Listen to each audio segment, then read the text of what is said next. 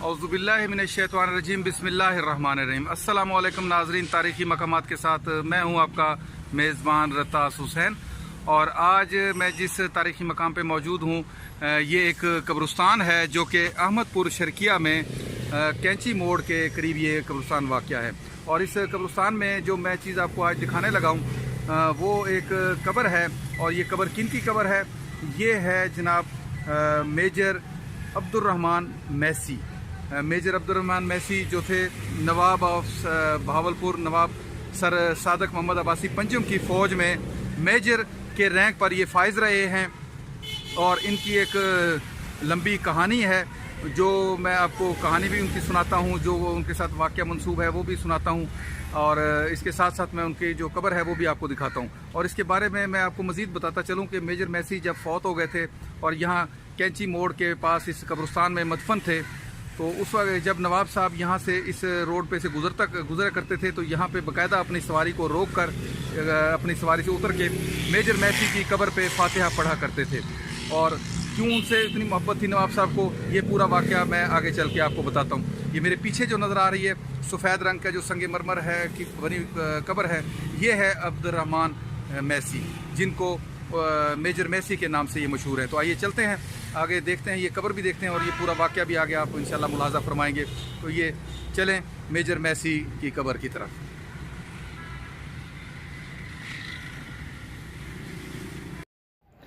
नाजरीन, ये मेजर मैसी के कब्र के मुतालिक मैं थोड़ा सा आपको मज़ीद बताता चलूँ कि ये अहमदपुर शर्किया में कैंची मोड़ के पास जो कब्रिस्तान है, जैसे कि मैंने बताया, वहाँ पे ये मौजूद है। और इसके बारे में जो एक मालूमात दस्तयाब हुई है उसके मुताबिक ये है कि ये जो कब्र का तावीज़ जो पड़ा हुआ है संगे मरमर का बना हुआ यहाँ पे मौजूद जो है, ये असल में दर हकीकत ये ऐन इसी जगह पे कब्र नहीं है। कब्र इसके साथ थोड़ा सा और जानब रोड की जानब थी, लेकिन जब रोड की तौसी हुई तो कब्रिस्तान का कुछ हिस्सा जो है उस रोड के अंदर आ गया, जिसकी वजह से कुछ कब्रें रोड के साथ मौजूद दुकानों वाली जगह पे शामिल हुई हैं। तो ये कब्र भी मेजर मैसी की इससे चंद फुट दूसरी जानब मौजूद थी। तो वहाँ से फिर इसका ये तावीज़ जो है उठा के थोड़ा साइड पे रख दिया गया है, जो कि अब यहाँ पे आपके सामने मौजूद है। ये मुनफरिद बातें हैं, कुछ थोड़ी सी मुख्तलिफ हैं। कुछ लोग कहते हैं कि ये बात हकीकत है और कुछ कहते हैं कि नहीं है, दर हकीकत यहीं ही जो जहाँ पे तावीज़ है यहीं पे ही मेजर मैसी की कब्र है। लेकिन किस्सा जो भी हो, मेजर मैसी दफन जो हैं वो इसी कब्रिस्तान में हुए और यही तावीज़ वाली जगह है जो इसी के आसपास। बाकी मेजर मैसी की जो हालात ज़िंदगी है उसके मुतालिक मैं थोड़ा सा आपको बताता चलूँ कि जंग अज़ीम अव्वल में जब हिंदुस्तानी अवाम ने इस उम्मीद पर अंग्रेज़ का सरकार का साथ दिया था कि जंग के अख्तिताम पर वो अपने आकाओं से कुछ रियायतें हासिल करने में कामयाब हो जाएंगे, लेकिन जंग के बाद सरकार ने 21 मार्च 1919 को रसवाए ज़माना रोल्ट एक्ट एक पास किया, जिसके तहत किसी भी हिंदुस्तानी को महज शक की बुनियाद पर हिरासत में लेकर कैद किया जा सकता है। तो इस एक्ट के ख़िलाफ़ पूरे हिंदुस्तान में एहतजाज की सी कैफियत थी। और फिर अमृतसर जो था उस वक्त तकरीबन 1.5 लाख आबादी का शहर था, जो कि इक़्तिसादी वजूहात, गोल्डन टेम्पल और सियासी शऊर ज़्यादा बेदार होने की वजह से अहमियत का हामिल था। तो उस वक्त 2 कांग्रेसी रहनुमा डॉक्टर सैफुद्दीन किचलू और सत्यापाल जो थे वो अवाम में बहुत मकबूल थे। हंगामे के डर से मकामी डिप्टी कमिश्नर ने 10 अप्रैल को उन्हें हिरासत में लेकर कैप्टन मैसी के दस्ते के ज़ेरे निगरानी धर्मशाला रवाना कर दिया था। तो कैप्टन मैसी जो थे उनका ये ताल्लुक़ जो था वो एक गोरा पलटून से था आर्मी की। तो 1917 में इंग्लैंड से हिंदुस्तान ये मैसी आया था और उस वक्त अमृतसर गैरिजन का ऑफिसर कमांडिंग था ये मेजर मैसी जो थे। जब डॉक्टर कचलू और सत्यापाल की गिरफ़्तारी की खबर आवाम तक गांधी की गिरफ़्तारी की खबर के साथ पहुंची तो लोग मुश्तिल होकर नारे लगाते सिविल लाइंस की तरफ चल पड़े थे। कैप्टन मैसी के पास दस्ते महदूद तादाद में थे, तो ज़रूर जगह पर उन्होंने तैनात करने के बाद उसने यानी मैसी ने लाहौर लेफ्टिनेंट गवर्नर माइकल और डायर को सूरत हाल की संगीनी का आगाह किया। 11 अप्रैल की सुबह लाहौर से 600 मज़ीद फ़ौजी वहां पहुंच गए और लाहौर से आने वाले एक मेजर ने कमान मैसी से लेकर अपने हाथ में ले ली। तो उसके बाद 12 अप्रैल को Jalandhar brigadier commander brigadier Dyer ने وہاں پہنچ کر طاقت کے مظاہرے کے طور پر گھر گھر کی تلاشی لی اور گرفتاریوں کا سلسلہ شروع کر دیا، اور اس کے ساتھ شہر میں داخل ہو کر مارشال لا کسی کیفیت جاری کر دی۔ اور 19 اپریل کو بیساکھی کا ایک تہوار تھا، جس میں شرکت کرنے کے لیے قریب و جوار کے تمام شہری لوگ امرتسر پہنچے ہوئے تھے۔ چونکہ یہ افراد شہری رہائشی نہیں تھے، اس لیے انہیں مارشال لا کے حکم کے نامے کا علم نہیں تھا۔ جلیانوالہ باغ صرف نام کا ہی باغ تھا، اصل میں یہ تقریباً 6 سے 7 ایکڑ پر مشتمل چاروں طرف سے دیواروں میں محصور ایک قلعہ تھا، جس میں 5 تنگ گلیوں سے ہی جایا جا سکتا تھا۔ یہ تمام واقعات جو ہیں میجر میسی سے ریلیٹڈ ہیں، اس لیے میں آپ لوگوں سے یہ شیئر کرتا جا رہا ہوں۔ تو جب جلیانوالہ باغ میں بیساکھی کے تہوار کا انتظام تھا تو لیکن اس کے ساتھ ہی اس موقع پر سیاسی تقاریر کا سلسلہ بھی جاری تھا، اور بریگیڈیئر ڈائر نے اس مجمع کو سبق سکھانے کا فیصلہ کیا اور ایک مسلح دستے کو تیاری کے ساتھ باغ کی گلی پر تعیناتی کا حکم دیا۔ کیپٹن میسی بھی اس مشین گن دستے کا حصہ تھے، لیکن بریگیڈیئر ڈائر کے ارادے، مسلح دستے کی تیاری اور غیر مسلح لوگوں کا ہجوم دیکھ کر کیپٹن میسی نے فائر کرنے سے معذرت کا اظہار کر لیا اور درخواست کی کہ اس کی جگہ کسی اور کو تعینات کیا جائے۔ میسی کو اسی وقت حراست میں لے لیا گیا اور بذریعہ کورٹ مارشل اس کی تنزلی کر کے لیفٹیننٹ بنا کر انگلینڈ واپس بھیج دیا گیا۔ اس کے بعد وہ ایک جو سانیہ تھا وہ رونما ہوا، جس میں تقریباً 1000 افراد گولیوں کا نشانہ بنے۔ 8-9 سال کے بعد میجر میسی جو تھا دوبارہ میجر بنا تو اس کی یونٹ کو ہندوستان بھیجا گیا اور میسی بھی یونٹ کے ساتھ اٹک آ گیا۔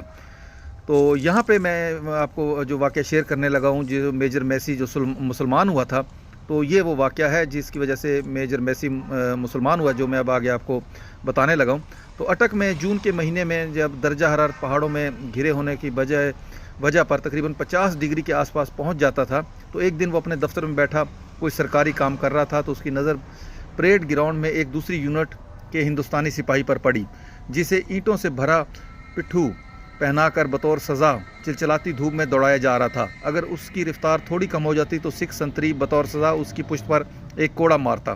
جب سزا میں وقفہ ہوا تو وہ سپاہی پانی کے نل پر پانی پینے کے لیے پہنچا اور ہاتھ دھوئے اور کلی کر کے پانی باہر پھینک دیا اور دونوں ہاتھ دھو کر اپنی عبادت کرنے لگا، یعنی اس نے وضو کیا تھا۔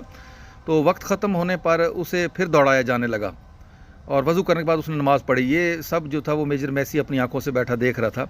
تو میجر میسی نے دوسری یونٹ میں پیغام بھیج کر اس سپاہی کو اپنے پاس بلوایا اور اس سے دریافت کیا کہ اس کے گرمی کے موسم میں جبکہ وہ سزا پر بھی ہے اس نے پانی کیوں نہیں پیا۔